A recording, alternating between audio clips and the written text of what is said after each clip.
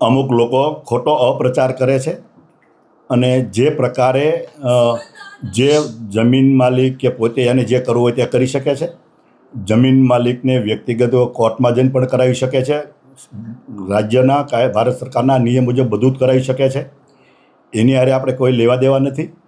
ફક્ત ને ફક્ત અવળા માર્ગે ચડાવવાની વાત છે અમુક લોકો દ્વારા. અહીંના લોકલ અમુક લોકો એવા છે પ્રકારના જે સોશિયલ મીડિયામાં ચલાવ્યું છે એ લોકોએ આ કરેલું છે.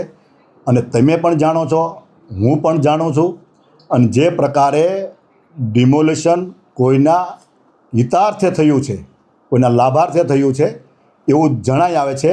એવા મને પ્રશ્ન જ્યારે પૂછવામાં આવ્યા એટલા માટે મેં મ્યુનિસિપાલિટી કમિશનરને મેં પૂછ્યું હતું કે આ કોણે કર્યું. આજ સુધીમાં વાતચીત એ જ ચાલે છે કે કોણે કર્યું. અનલીગલ થયું હોય તો એની સામે કાર્યવાહી થવી પડે. એમાં કોઈને બચાવવાની, કોઈની સામે કાર્યવાહી કરવાની વાત નથી. પણ અમુક લોકોને કદાચ અમુક લોકો વાયા મારફત પણ કાંઈક ને કાંઈક આવા પ્રવૃત્તિઓ કરી રહ્યા છે. એટલે હું એવું માનું છું કે તટસ્થ ઉચ્ચ સ્તરીય તપાસ થવી જોઈએ. અને જે લોકો આમાં સામેલ છે, કાયદો હાથમાં લીધો છે, ચાહે કોઈ પણ કોમ હોય, હું એવું માનું છું કે મારે વ્યક્તિ કે કોઈ કોમ હારે કે કોઈ બીજી વિશેષ લેવા દેવા નથી. અને જે પ્રકારે મેં પૂછ્યું છે આમાં અમુક લોકોને તેલ રેડાણું છે.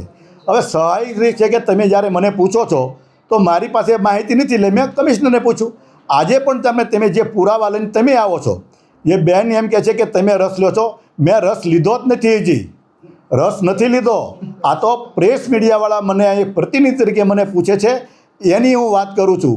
હું નથી હજી કોઈને કહેવા ગયો, નથી હું કોઈને મળવા ગયો, નથી મેં કોઈ લેખિત અરજી કરી.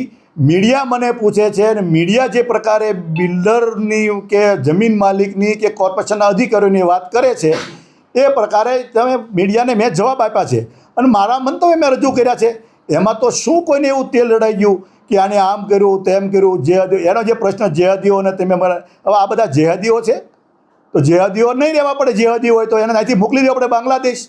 જે જેહાદી હોય એટલે જે બાંગ્લાદેશ ઘૂસપેઠિયા હોય એમને કીધું ઘૂસપેઠિયાને તમે આવું કરો છો. ઘૂસપેઠિયા હોય એને રહેવા જ ન દેવા જોઈએ. અને એ તો હું જ એની રજૂઆત તો હું જ કરું છું. અને અમારી આગળની સંકલનની કમિશનરની મિટિંગમાં અમે પૂછેલી માહિતીઓ છે અને એમાંથી પોલીસે કામગીરી પણ કરી છે અહીંથી ઘૂસપેઠિયાને કાઢવાની. હજી આવી રીતે ચાલી છે. હવે એ તો એમ કે ભાઈ આના કેમ આનું કેમ છે, પણ એને કોઈએ કાંઈક કીધું છે. અને એક હિન્દુત્વના મુદ્દા પર કોઈ પ્રશ્ન મને કરે તો મને લાગે છે કે અમે અમારી જુવાની આમાં અમે ખતમ કરી છે.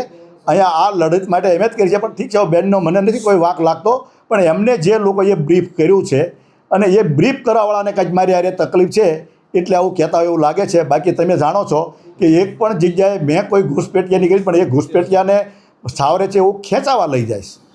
વિનુભાઈ, 14 દાડા પછી અધિકારીઓ આજે કબૂલ્યું કે ડિમોલેશન સ્થળ પર એ હતા અને પોલીસ બોલાવી હતી.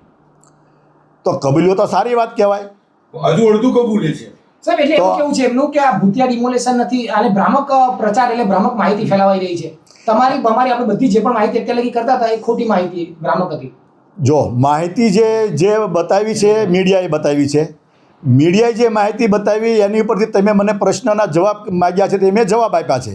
એમાં હજી મેં કોઈ એવું તો કીધું જ નથી કે આણે જ ખોટું કર્યું કે આણે જ ખોટું કર્યું. મેં એવું વારંવાર કીધું છે કે જે પ્રકારે જવાબો અને બયાન આવ્યા છે એ અલગ અલગ આવે છે. એના કારણથી શંકા પ્રેરે છે એ પ્રકારનું થાય છે. અને ડિમોલિશન થયું એ સચ્ચી હકીકત છે.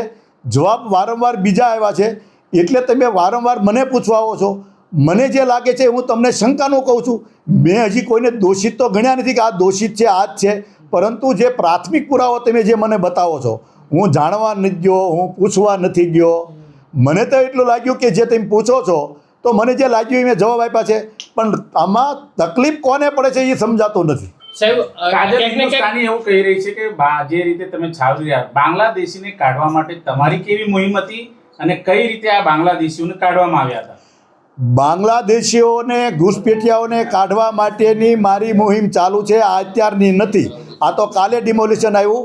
અત્યાર સુધીમાં અમારા આ વિસ્તારમાંથી પકડીને રજૂઆત કરી છે તો પોલીસે આમાંથી ઉઠાવ્યા છે. અમે આ બાબતમાં પોલીસને અભિનંદન પણ આપ્યા છે. બાંગ્લાદેશીઓ હજી એની મુહિમ તો ચાલુ જ રહેશે. ઘૂસપેઠિયા છે ચાલુ રહેશે, અસામાજિક તત્વો છે એની સામે ચાલુ રહેશે, ડગિસ્ટો છે એની અમે રજૂઆત મેં કરેલી છે કયા કયા પોઈન્ટ ઉપર થાય છે એની રજૂઆત મેં પોલીસ કમિશનરની સંકલનમાં કરેલી છે જે વિસ્તારમાં થાય. પણ હવે એ તો ઠીક છે, એમને કદાચ પરિચય પૂરો મારો નથી, પરંતુ આમાં કોઈના લાભાર્થે કોઈ બ્રીફિંગ કર્યું છે એમને, અને એમને ખ્યાલ, એનો કોઈ ઈરાદો ખરાબ હોઈ ન શકે, પરંતુ એમને જે બ્રીફિંગ થયું છે એના આધાર ઉપર એ વાત કરી રહ્યા છે. પરંતુ અહીંયા તમે મીડિયા, બધા જ મીડિયા જગત હાજર છે, અહીંના પબ્લિક, અહીંના લોકો હાજર છે, અને એ બધા જાણે છે કે હું શું કરી રહ્યો છું. સાહેબ, તમે